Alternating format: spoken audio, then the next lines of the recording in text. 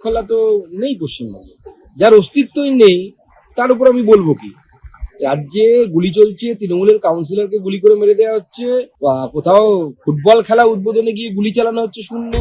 এরপর মানতে হবে আইন শৃঙ্খলা বলে কিছু আছে। মুখ্যমন্ত্রী কেউ ভয় পাচ্ছে না, অথবা পুলিশ মুখ্যমন্ত্রীর কথা শুনছে না। অত্যন্ত হারহিম করে দেওয়ার মতো ঘটনা। কলকাতার বাইপাসে, মানে ঝাঁচকচকে কলকাতা যাকে বলি আমরা, সেই জায়গায় যদি একজন মেয়ের সাথে এই ধরনের ঘটনা ঘটে, তার গলায় ছুরি মারা হয়, হ্যাঁ, এবং তারপরে এই ধরনের ঘটনা ঘটে, চিন্তার বিষয়। আমরা তো বাড়ির মেয়েদেরকে বাইরে বের করতে পারবো না এরপরে। কোথাও মেডিকেল কলেজের ভেতরে রেপ হচ্ছে, কোথাও মেয়েদেরকে রাস্তার উপরে ছুরি চালানো হচ্ছে গলার মধ্যে। মেয়েরা তো পশ্চিমবঙ্গে সুরক্ষিতই নয়। তবে হামলা হয়েছে তো মৃত্যু তো অবশ্যম্ভাবী ছিল, এবং মার্ডার করার ইচ্ছে নিয়েই বা মোটিভ নিয়েই এই হামলা হয়েছে। মহিলারা পশ্চিমবঙ্গে একদমই সুরক্ষিত নয়, তাদের ইজ্জত সুরক্ষিত নয়, সম্ভ্রম সুরক্ষিত নয়, জীবনও সুরক্ষিত নয়।